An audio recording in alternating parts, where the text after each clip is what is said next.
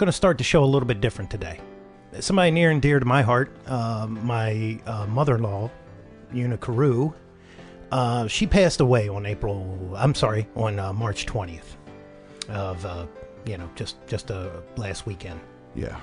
We're recording this today, by the way, on March 25th. Right. Yes. Whenever you hear this, it was a recent event. Yeah. So to say that my mother-in-law was somebody special is putting it lightly. She had a motor that would make Joel Hoekstra sit back and take a look. Oh, man. She was nonstop, never put herself before anybody else, and even up to the last days that she was dying, she never even complained. Wow. Just amazing woman. I just wanted to dedicate this show to her. And may she rest in peace. Absolutely. I miss you, Una. And you know what? It sounds like it's time for rest. Yes, it is. Yeah. So God bless. Yeah, I often used to say, I was like, I think she runs in her sleep. Yeah. But that's the kind of woman she was. And she taught me a lot. One of the number one things that she taught me was family first. Absolutely. It's the ultimate lesson. Yes, it is. If you can do that, life should be good for you. Yeah. So, give a little extra hug to your moms. That's it.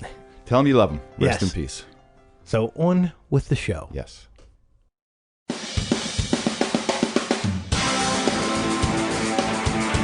Neck throughs, guitars, they're like a guy that you won't have a beer with you. I want to hear what's pushing the notes.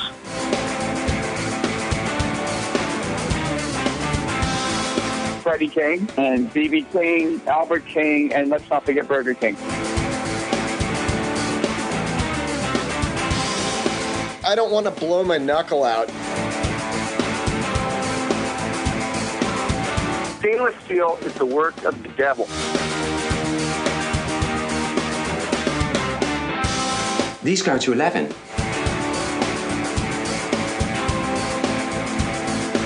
From the East Amplification Tone Labs in Baltimore, Maryland, it's the Amps and Axes Show with your hosts, Jeff the Godfather of Low Wattage Amps Bober and Mick Marcelino.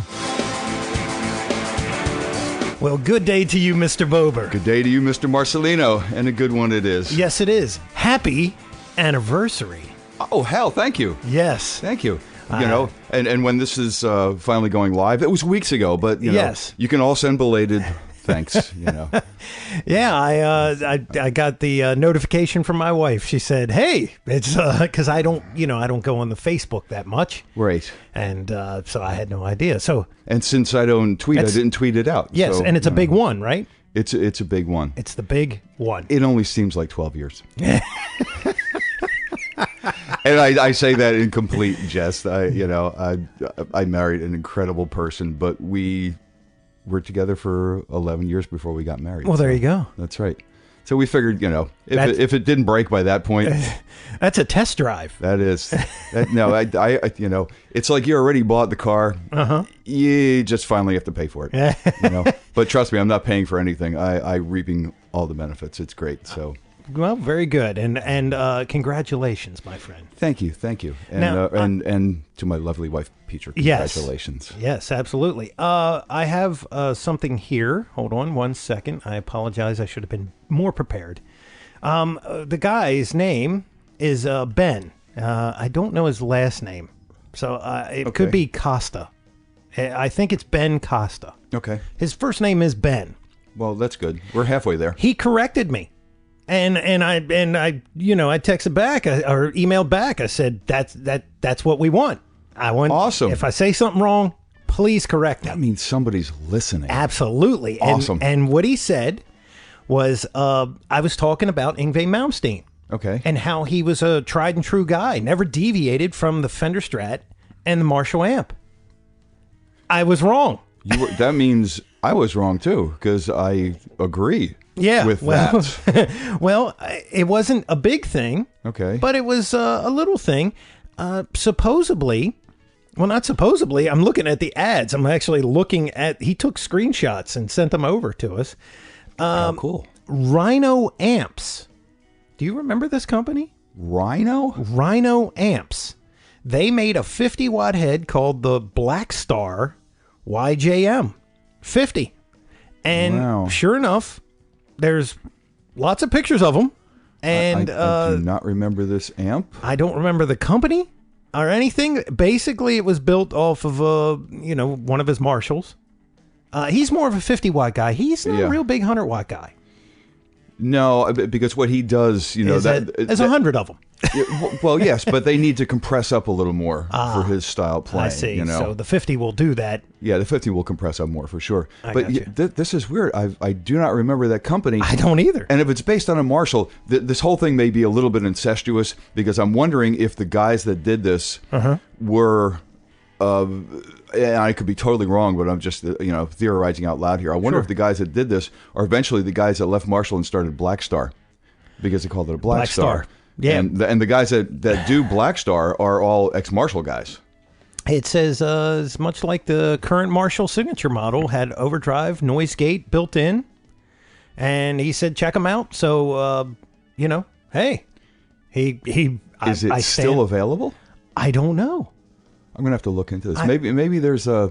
If anybody's got any information on this, send it to me because this. Let me just check real quick. You may be able to help me jumpstart one of my Premier Guitar Ask Amp Man columns. This could be very cool if I could get some information on this and maybe find one. If somebody has pictures, contact me and maybe I'll give you credit in the article because I'd love to see one. Or I'm looking at this. You can actually get one on eBay. I typed in Rhino amps, and the official Joe Stump website came up.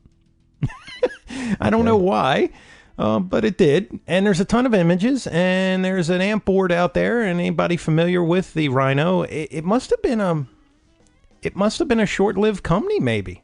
This guy says I found a Rhino Bad Boy 100/50 watt head for sale cheap. Has anybody ever heard of them? Rhino amps. They didn't last long. This is like Tusk amps or something. Somebody, anybody that knows anything about this, start sending me some information. And if I get enough information and if I can get some pictures, it might be a cool column for Premier Guitar. So if anybody knows anything, contact me. Contact us. This is really interesting. I'm like looking at it now as people they can't find out much information. As one guy said, Rhino amps are a bit of an enigma. Tried to find out as much as I could in them. Okay, you know what?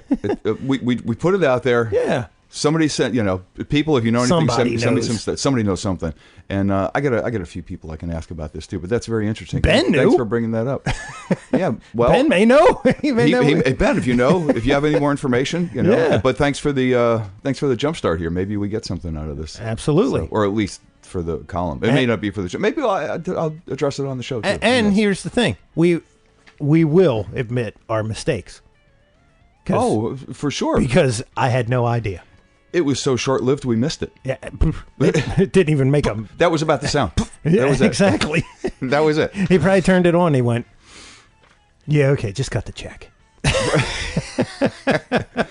We know how that goes. Well, it's a little bit of a thing that I've heard in the past, and maybe you can attest to this too because of having a couple businesses.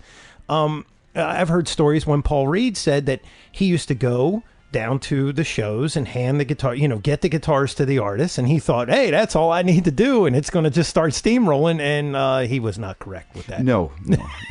He gave them to some big artists and they were just like, got no sales. Thanks. Thanks. Yeah, there's a little more. A little more that needs to be done with that. You would think it would be that way, but it's not necessarily. No, it's not. There's a whole lot of there's a whole lot of corners to that all need to be tied together nice and evenly before anything starts steamrolling downhill. Exactly. Yeah, because it was the magical NAMM show 20 or whatever that he took that got all the orders to get that thing. Right. Yeah. Well, I mean, that did start it for him for sure. Mm-hmm. Whether all the artists panned out, there's a very good chance that they didn't. But there was enough that panned out for him, sales wise and artist wise, that he got started. So good on him. Whatever it takes to Absolutely make your dream come true. And before I forget, thank you, everybody. But the show is getting serious downloads. So the word is being spread. Thank you all for that. Yes. Thank you for clicking through our Amazon banner on our page, ampsandaccesscast.com. On there, you can find all the social media stuff. Just, go out through there and just click through, man. Right. It's all good. You never know what you'll find. Yeah. And there's great deals. And, of course, we can't thank our buddy enough, Jason Saditas. Mr. Quicklick. Oh, man. Phew. That guy just pulls them out of nowhere. I'm like... How do you do that? Personally, I don't know. Otherwise, I'd be doing it myself. Yeah, exactly. Yeah. We've when we get to our guest, he's another guy that just ridiculous. You may not know of this guy, which is like some people we have on the show, but go find out more about him. But and I'm seeing more and more reviews that the audience is digging the guys that are like kind of behind the scenes, but they're known. You know them, but you don't know them. Right. The most and most of these guys have product out there that you can go purchase and enjoy listen to. So there's some good music out there, man. But you got it. But before we get to our guest, I was reading something. I caught it online the other day. It was something from Steve Lukather, and he was giving it was 8 tips that he was giving to guitar players to, all his years in the business, what he thinks actually are meaningful things. Okay. For you to do and to realize. Sure. The first couple were almost the same. One was. Make each note mean something and make each note meaningful. And he had slightly different descriptions, I think, for that. But, he's to the point now where, he's done all the shredding stuff and all this, and played as fast as he can. He might not have been the speed racer winner of the shred contest, but he's pretty he quick. Can play pretty damn fast. But he's kind of past that now. He really is past that. Yeah. Matter of fact, there was some quote in there, and if I can find the link, I'll get it to you. Okay. But his son is an upcoming guitar player too, and he was doing some kind of tapping and things like that, and he said, "No, stop that. We don't do that anymore. That's Uncle Eddie's thing, and that's it." We're done. We're done with that. We don't do that anymore. It's come and gone, and Eddie can still do that. That's his. Sure. And maybe a few other people, but it's Eddie's. The next one was kind of funny because we've all, in all the years we've been doing this, you have to learn this one. Okay. It's learn to laugh off criticism. Yeah. Oh boy. Because if there wasn't enough out there when he started in the business, oh my God, it's loaded with it now. Yeah. I mean, you can't turn a corner. You can't turn a virtual corner without somebody cutting somebody down for some reason. It's so bad now on YouTube, you can actually see the guys with their arms crossed. Yeah. That aren't even on the video. Right. Let that one sink in. Yeah, exactly. Exactly. And the age of anonymity has made this exponentially worse, Sure. So really, pardon the French, but don't give a shit about what everybody says.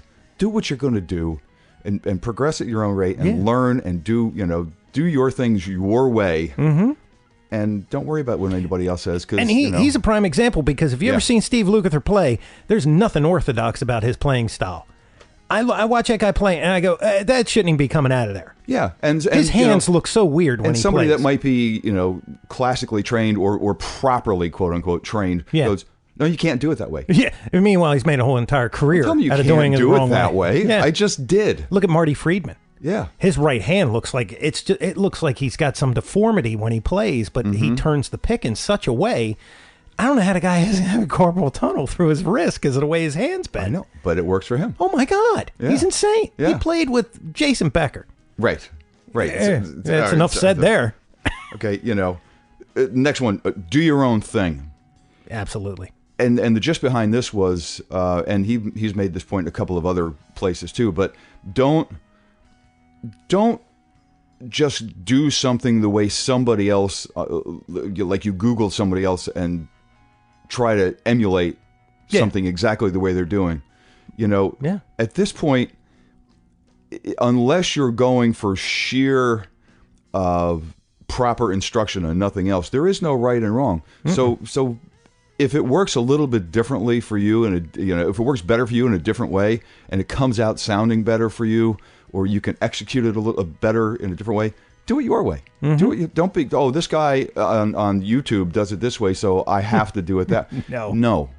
God, no. I'm the laziest guitar player in the world. I'll tell you no. Yeah, exactly. No.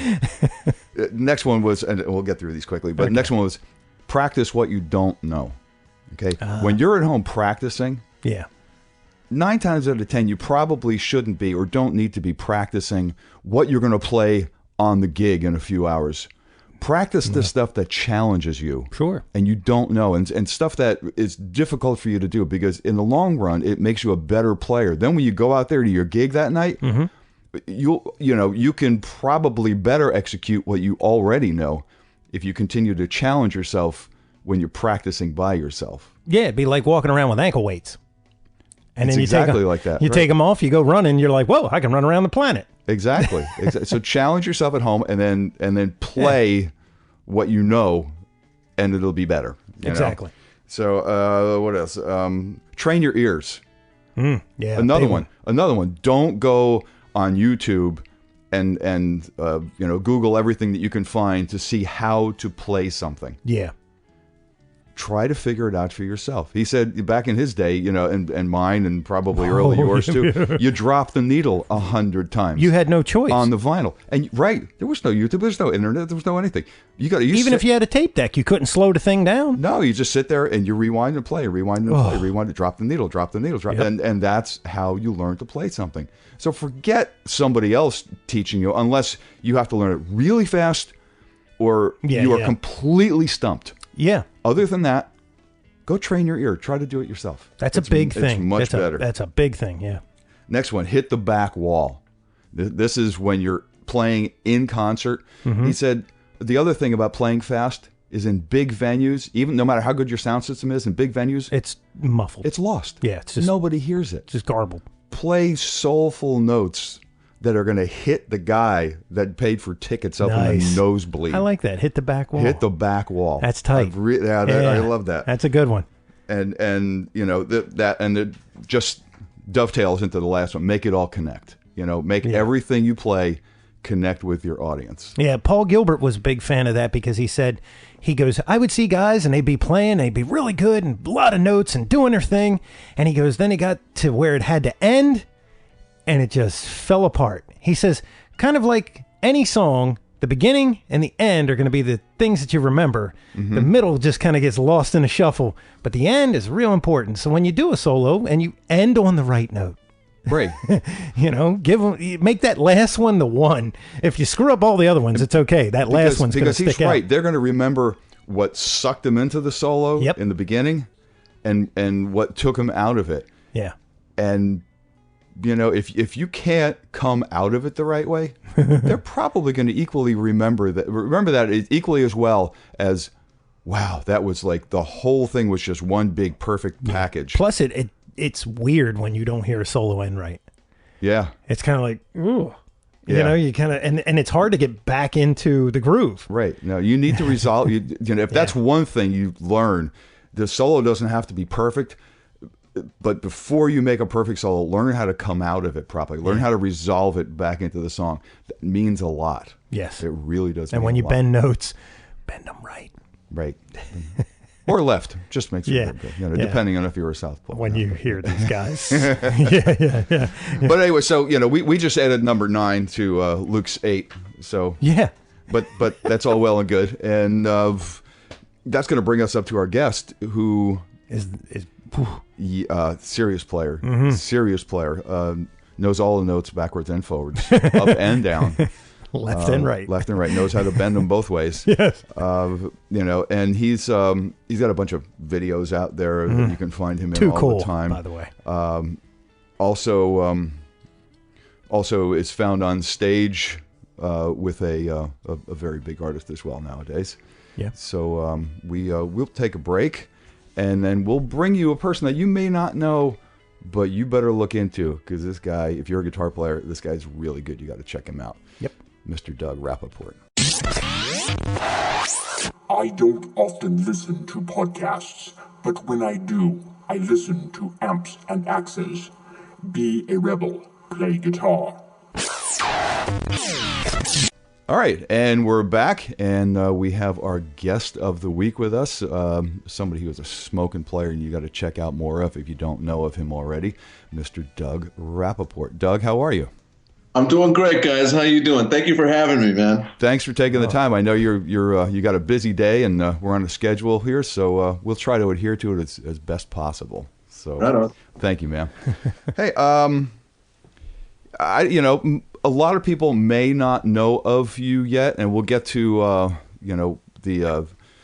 the act that you're playing with currently, or hopefully still playing with currently on stage in a while. But we like to go, before we even get into the gear and everything, we like to go back a little bit and just delve into the players' past and kind of see where they came from and what made them pick up the sixth string in the first place. So let's start. Where did you come from?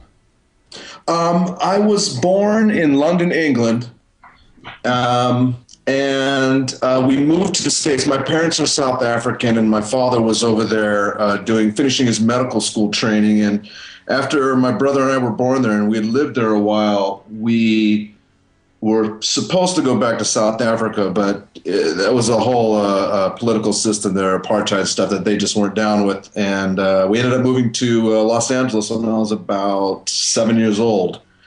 And my mom, who was a classically trained pianist, was really into like the British rock thing, Queen and Jethro Tull and Elton John, and she sort of brought those records along, and I was already a huge Queen fan at that time. And I'd say I probably didn't even think about picking up guitar until I discovered AC/DC, which was at a school dance.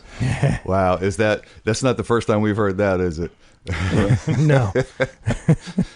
Those guys have had a hell of an influence, man. That's cool. So, see, a big Queen fan, but that being a big Queen fan might intimidate me too. It's like, hearing Brian on guitar, it's like, I'll never ever be able to do that. What? But AC/DC might, although they're absolutely wonderful and fantastic, that might have been a sound that was a little more approachable. Is that what you thought, maybe? It's also up front if you think about it, right? Because like with Queen, there's so much going on. Yeah, well, that's true. That's true.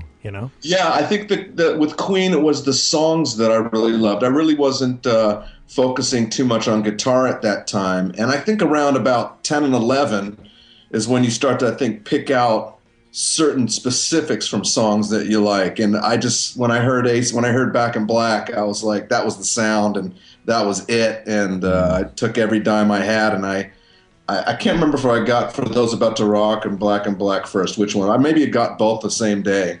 And that's cool. And that was it. I was like, I'd sit there air guitaring with my tennis racket every single day, and then it dawned on me, hey, I could maybe get some lessons and actually do it for real. And so that's how that started.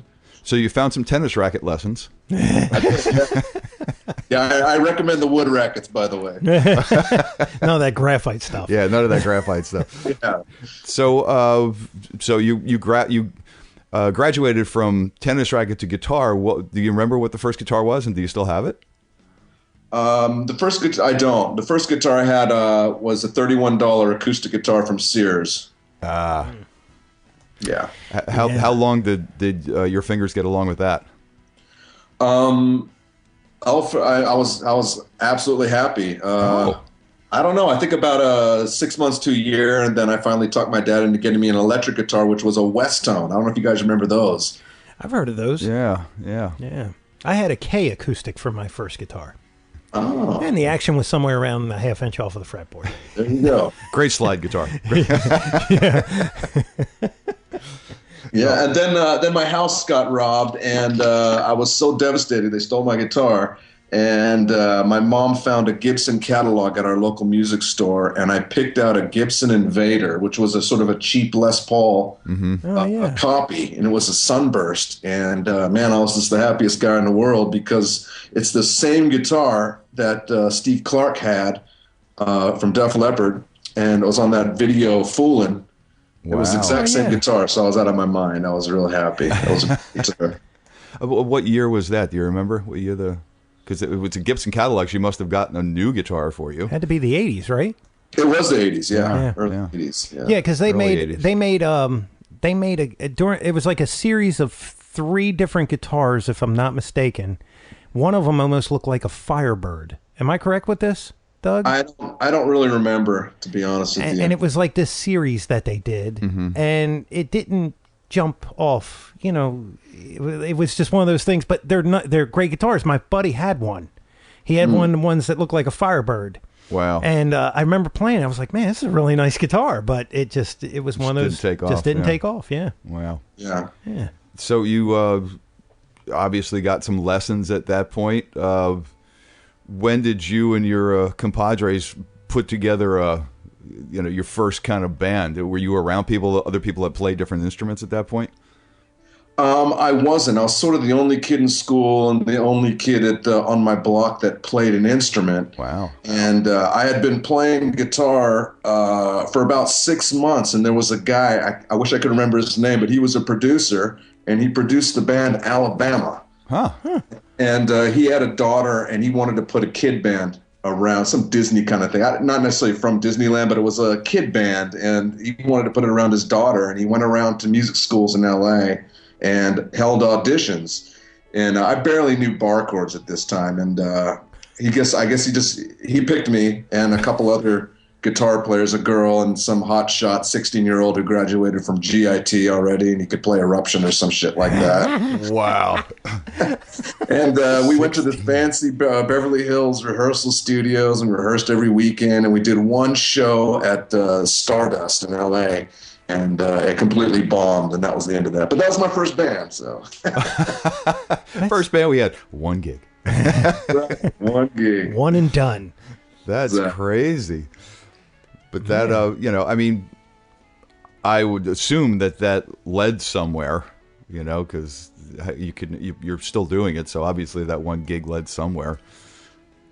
Not really. I mean, the only thing that drove me was just love playing the guitar, and every waking moment I was playing, I was, just, how it is. Oh, yeah. Yeah, that bug is bad, man, when it bites you.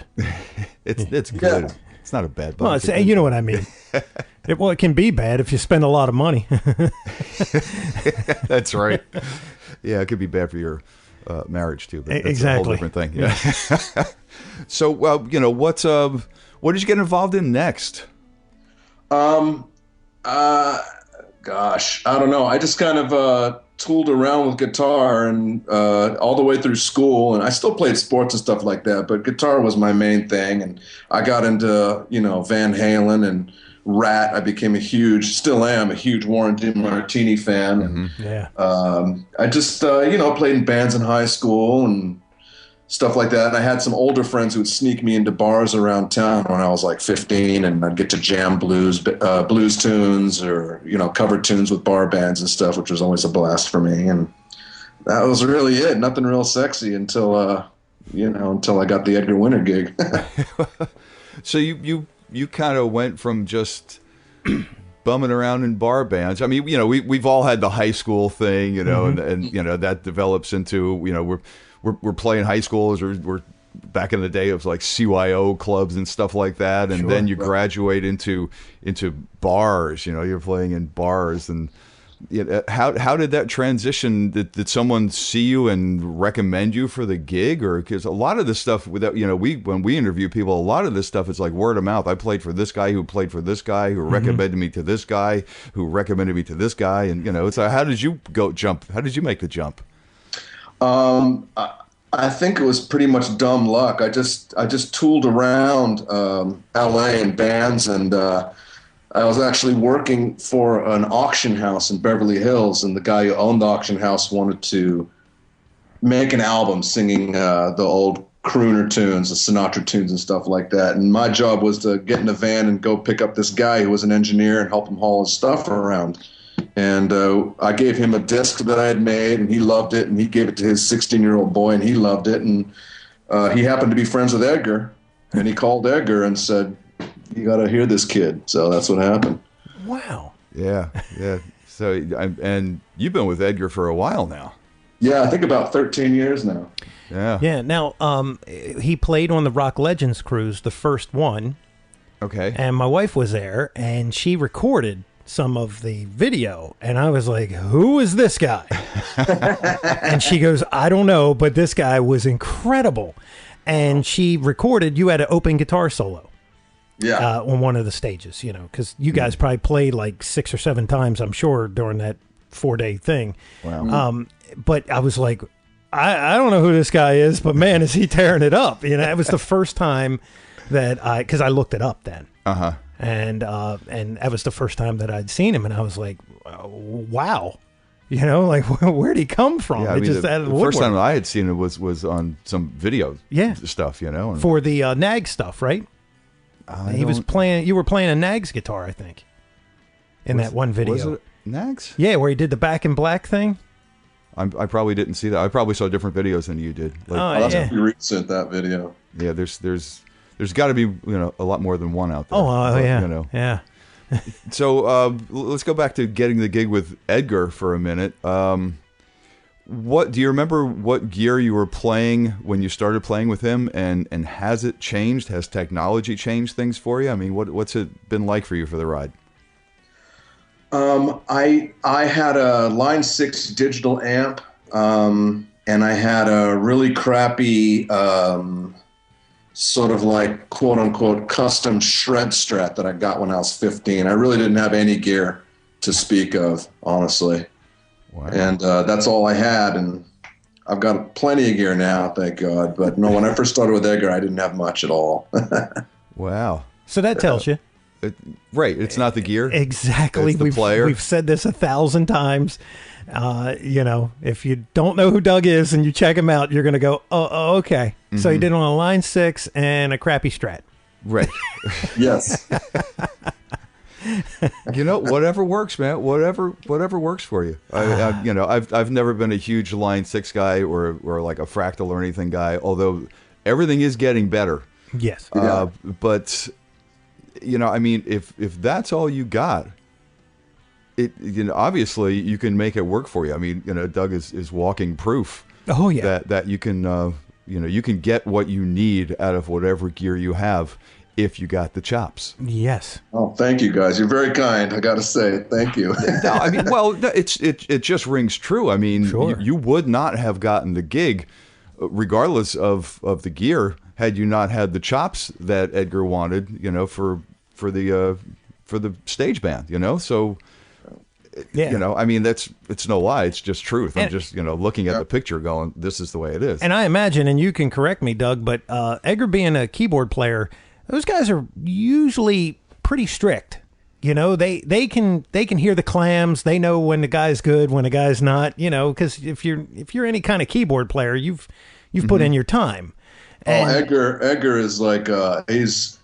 You know, I shudder to use the word freak because it's a little demeaning, but I mean it in the best possible way. But he can tell you, you know, at the end of the show after an hour and a half of playing, it's like, Doug, you played a B flat on the 5th bar in Frankenstein, and it's supposed to be a C. So make sure, you know, he's like that. He doesn't miss anything. Wow, it's nuts. It's nuts. Well, you know, that right there tells you that you had to have your chops to get that gig. Right. You know, I mean, and he's still listening a lot. He's listening to everything that goes on. I heard Zappa was that way. Oh, there's a few guys that way. Yeah. Steve Vai was talking about when he had to audition for him. Oh, yeah. And he said there was things that he threw out, and he goes, that's not even music. That's not possible. And he goes, I was just testing you. Oh, yeah, when he was asking him to do things during the audition. Yeah. Prince is another one. Yeah. Prince is another one. Somebody who had a friend who was auditioning and got the guitar gig for Prince, at least for a little while. Yeah. But he, you know, he's getting through the rehearsals and everything, and thought he did a really good job. And, you know, went back to his hotel room feeling really good about himself. You know, 3:00 in the morning, Prince is knocking on the door with an entire pile of sheet music going, wow, you better learn this stuff, man. Fucked up. Well, that's not as bad. I guess Yeah, but it keeps you on your toes, man. And if you're good enough, if you can cut the mustard, you're good. Period. You're good. Yeah. Or probably great.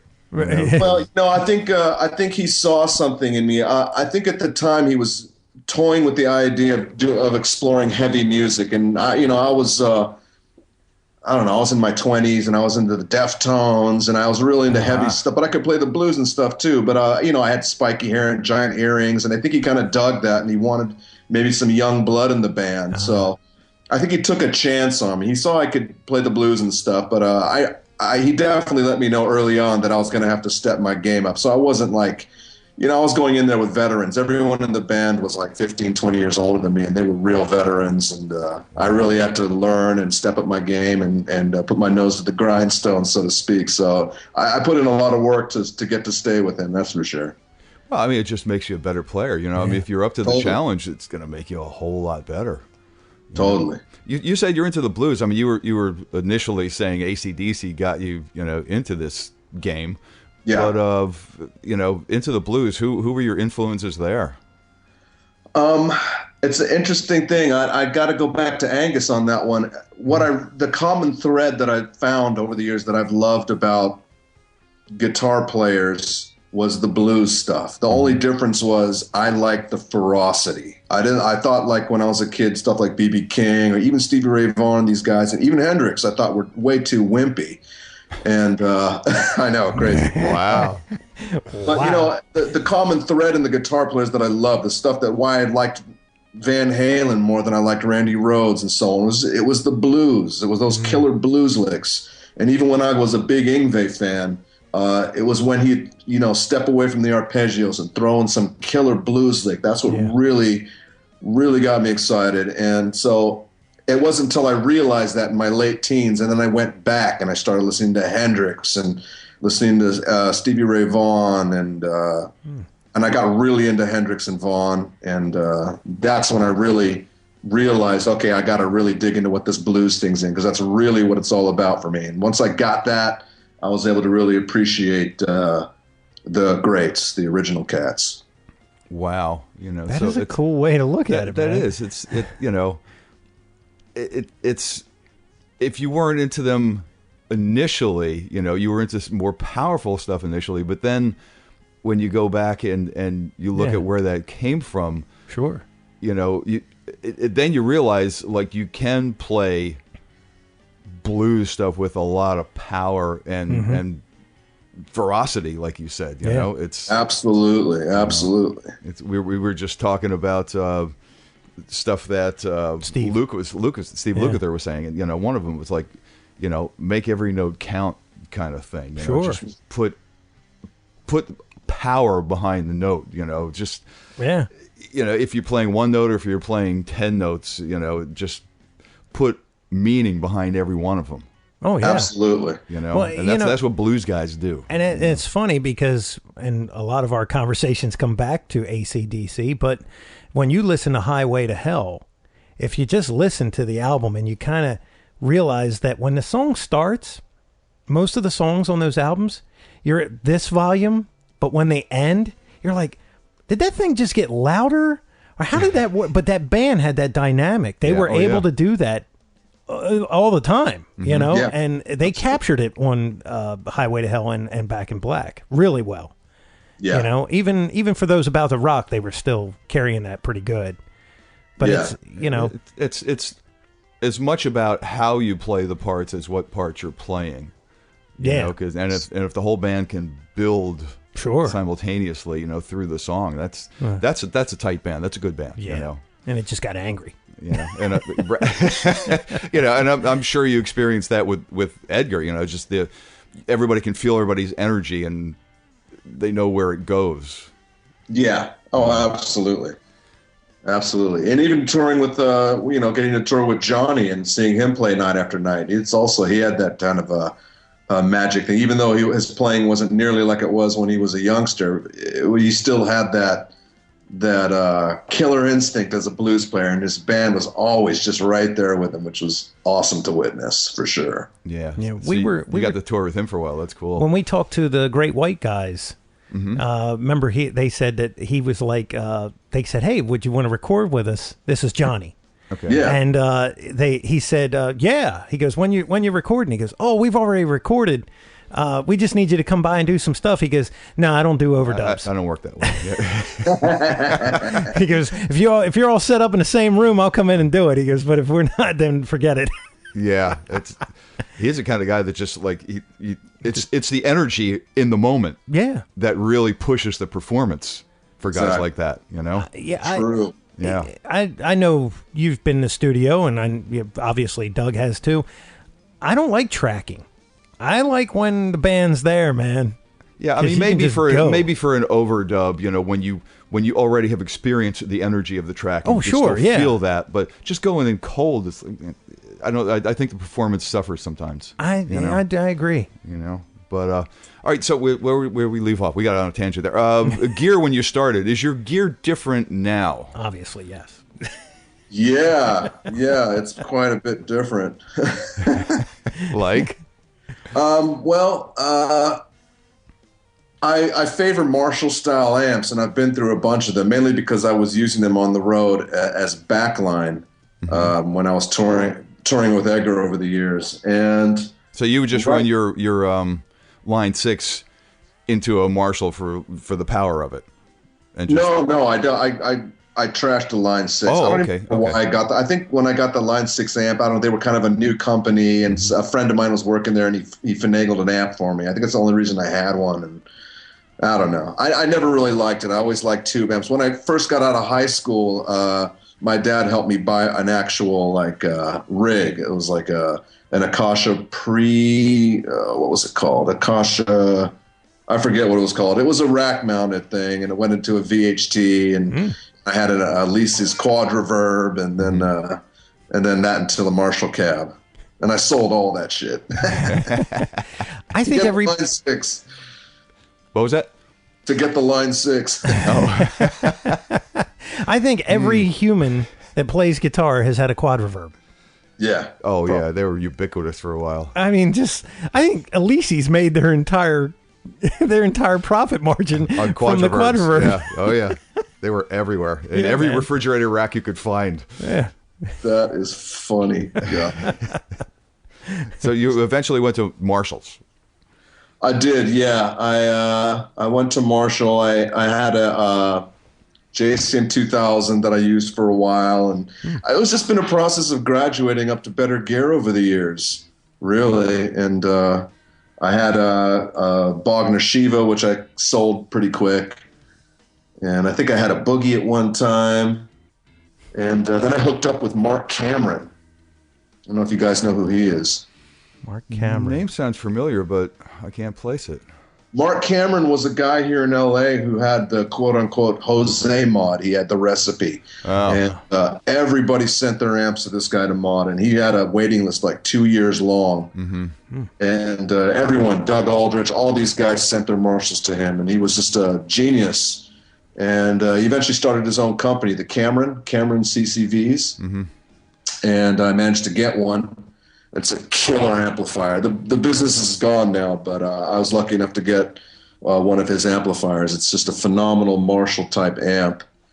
And I used that for a while, and finally hooked up with Friedman, and that's sort of my #1 amp now. Which one of the Friedmans? The BE100. Brown Eye. The Brown Eye, yeah.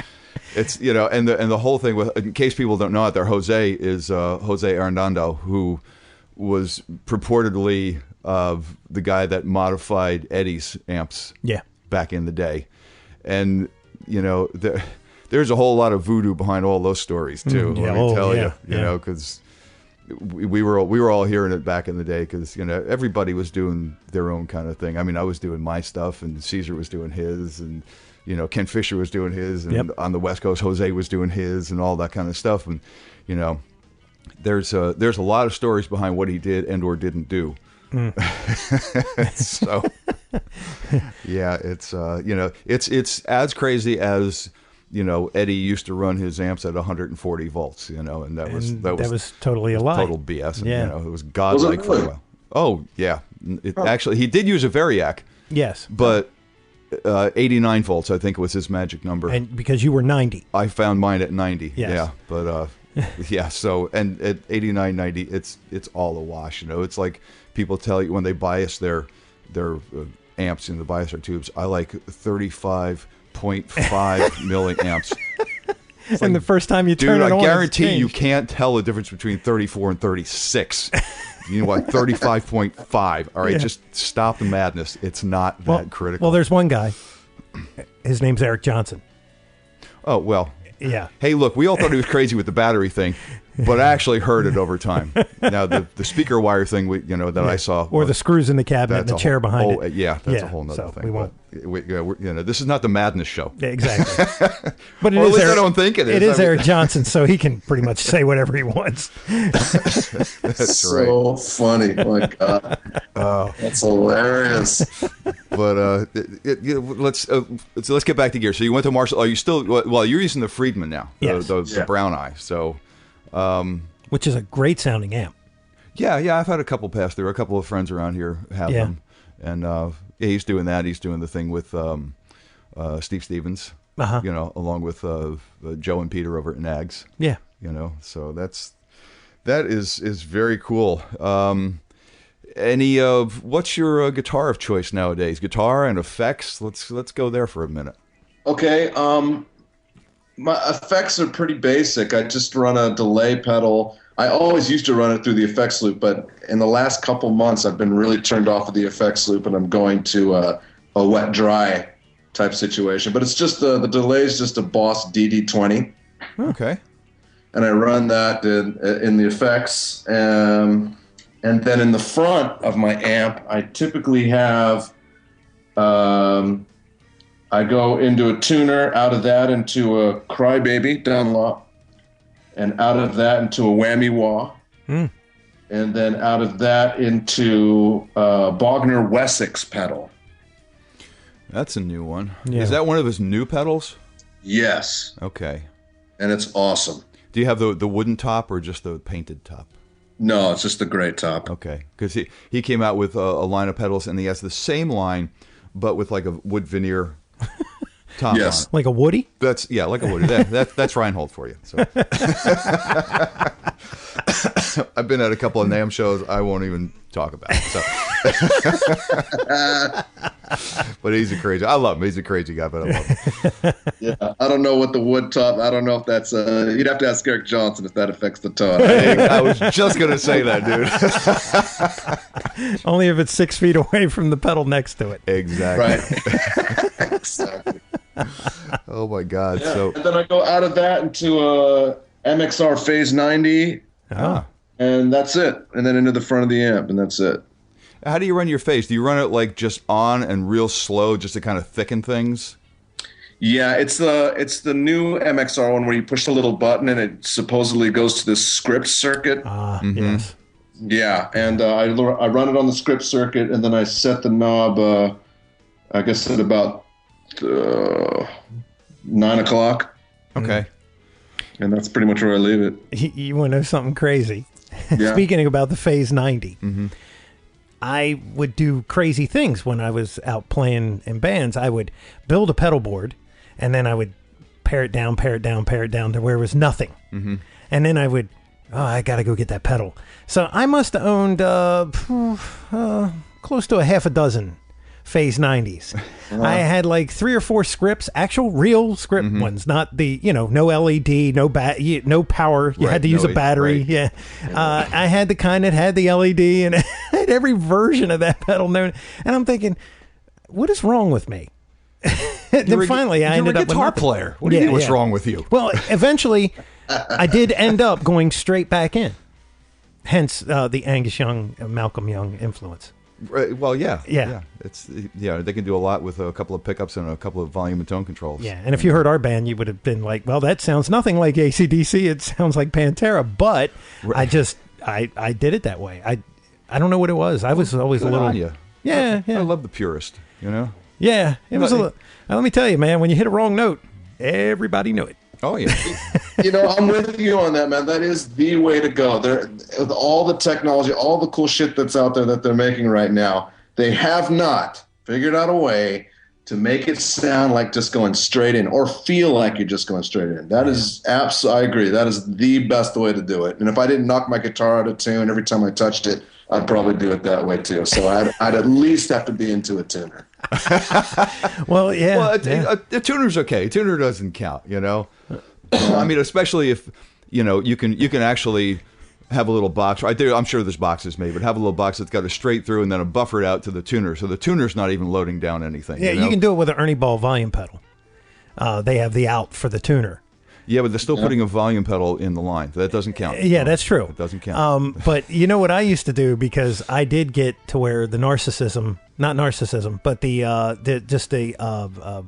don't even know. I'm looking for the word. Go ahead.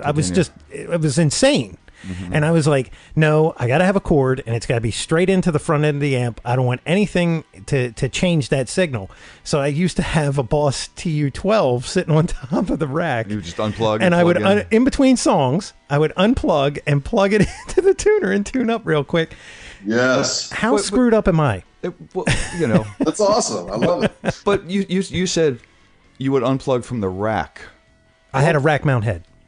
Oh, okay. I had remember that dual rectifier I have was rack mounted. So it wasn't a refrigerator full of stuff. No, actually, the irony is that I had a Mesa rack, and it was a big one. It was a 21U. But in that rack was my bass player's Strategy 400 head above mine. And then we had the PL8 or the PL, whatever the Furman power thing was, the conditioner. Power conditioner. And I can't remember. He had something that he put before. I think it was like some type of compressor or something to go into that bass amp. Okay. And it was like all this open space, because I got the rack for real cheap. A buddy of mine was selling it. So. But he was not a dumb bass player, because he got you to carry his amp. Yeah. Well, actually, we got our drummer, because he was the only one with a truck that could carry that thing. There you go. That thing had 4 handles on it, man. 2 on each side, so you could pick it up and put it in the truck. That's hilarious. That is hilarious. So, where do we went to effects? Guitars. Guitars, what are you playing? I've been using Nags now for 2 years. Nice. The Kanai is my number one. I have a Scotch T3 Kanai.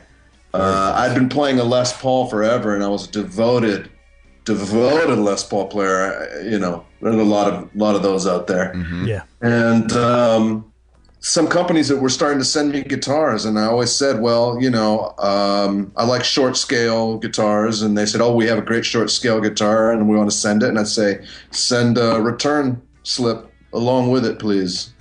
And and I returned them, and then I got the Nags, and I kind of pulled it out, and I kind of rolled my eyes and plugged it in and gave it a couple strums, and I went to put it down, and then I went, whoa, hold on a second. Huh. And that was it, man. That was it. I've been playing it ever since then. My Les Paul is sort of just hanging up on the wall. I never play it anymore. Wow. Yeah, we just had Peter Wolf on a little while ago. Yeah. Oh, right on. Great guy. And great accent. Yeah, great. And, you know, Nags is just over the bridge from us, about an hour from here. So eventually we're going to do an on-site. Yes. With Peter and Joe. So, great. But Les Paul is hanging on the wall. What kind of Les Pauls did you leave behind for this Nags? I left. I went to. I got a Les Paul Standard. It's a production model. It's just one that I pulled off the wall that had that. It's actually kind of a cool story. I was in a music store here in Santa Monica, True Tone, and I was playing the guitar there, and I was looking for something cheaper, one of the cheaper Les Pauls, but I took this one off the wall because it was so beautiful. It was a black one, and I played it, and it just felt great, and it sounded great, and I couldn't put it down, but I knew I couldn't buy it because it was out of my price range.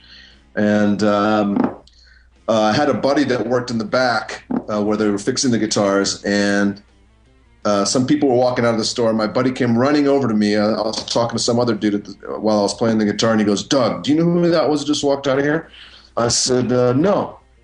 He said, "That was Ry Cooder, and he's been listening to you for the last 10 minutes." And he said, "That's a good guitar player." Wow. And I was like, "I'll take it."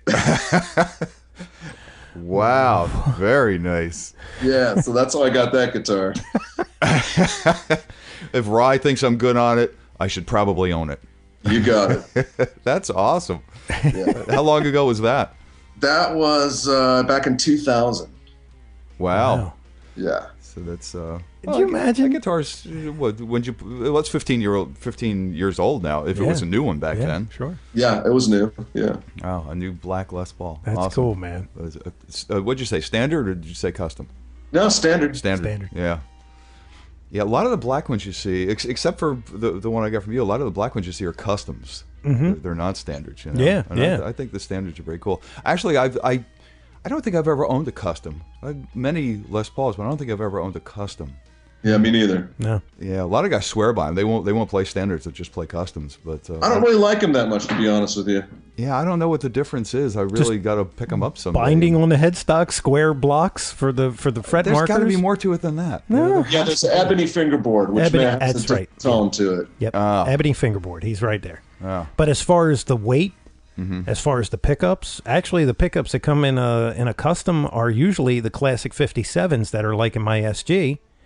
The ones that come in the standard are usually like what, the T500 and the T490, 490 or whatever it is. Yeah, that's what I had in my standard. I'll get another. Cool. I'll get another email about how I'm wrong with those numbers, but they're just numbers. But they're hotter ceramic.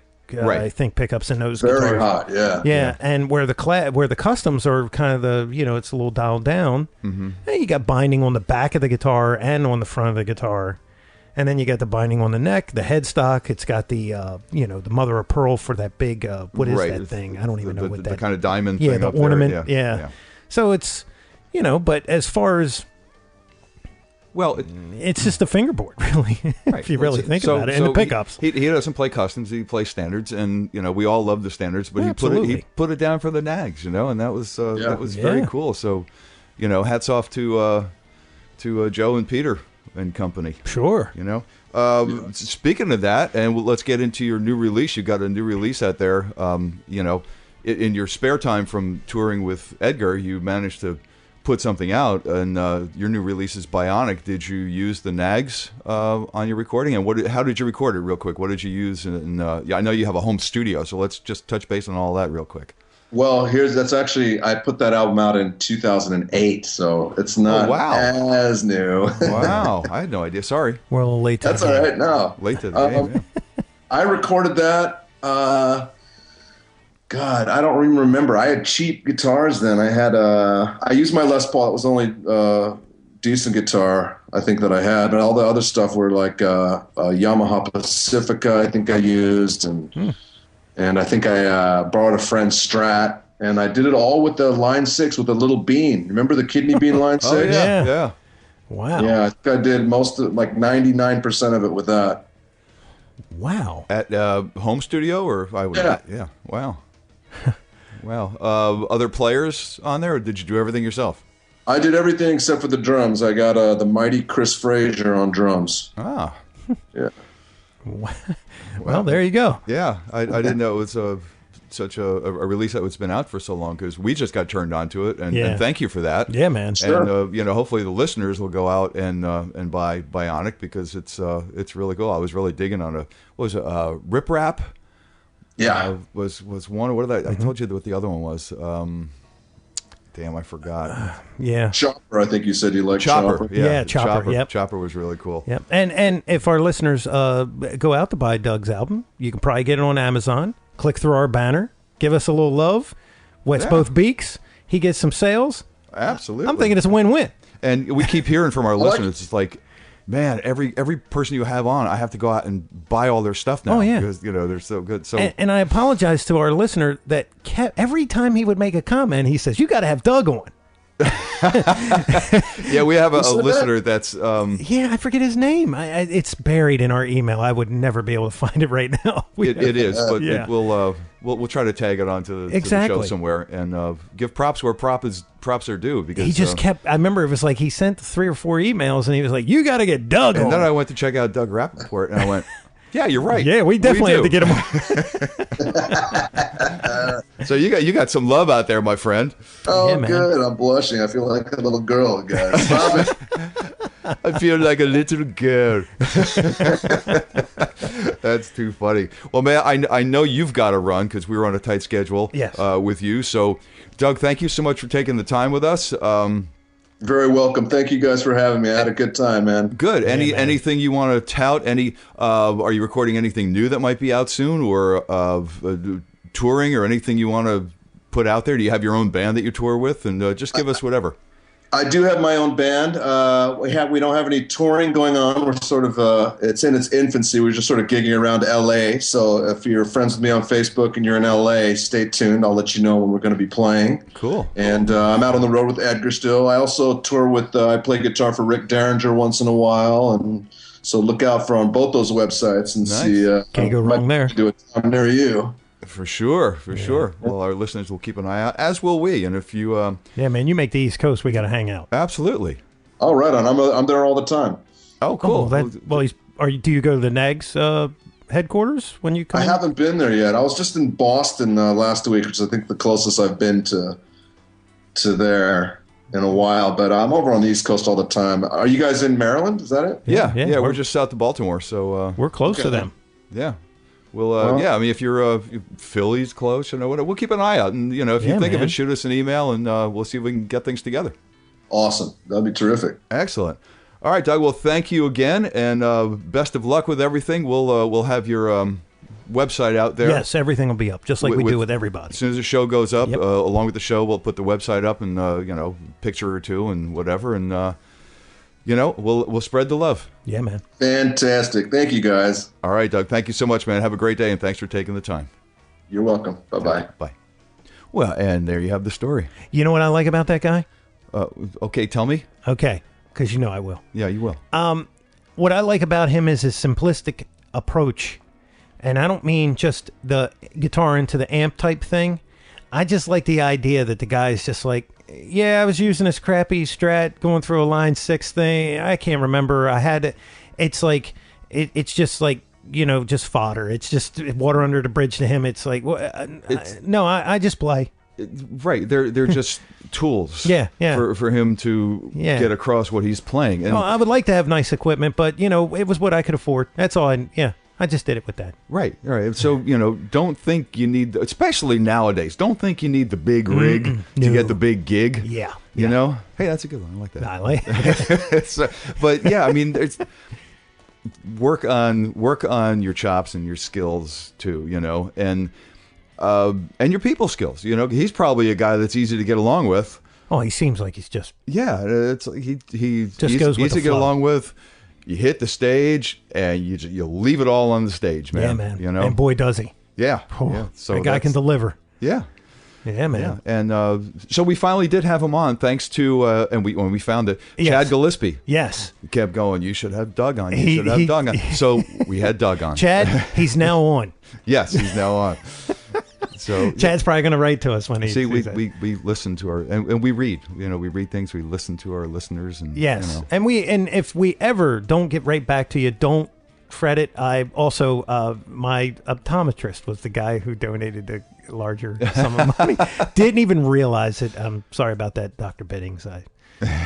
Once I saw it, I was like, oh, that's the guy. I'm an idiot. So now, your glasses won't self-destruct. Maybe I'll get the right prescription. I'm sure you have the right one already. Yes, sir. So, but yeah, that was good. So, it was awesome. Yeah. So, if Edgar Winter and company come around your neck of the woods, definitely check them out. Go see Edgar and go see Doug. Yes. So until next time, my friend. I know there will be. Happy anniversary. Thank you, because we have more guests lined up, and I won't even tell you who they are. I know. I am Mick Marcelino. Damn right. And you? I'm still Jeff Bober. I miss you, Una, and we are saying onward. Be sure and follow the show on Twitter @AmpsandAxes. Also, make sure you like the show on Facebook. For news, comments, and everything else, visit the webpage ampsandaxescast.com. Thanks for listening.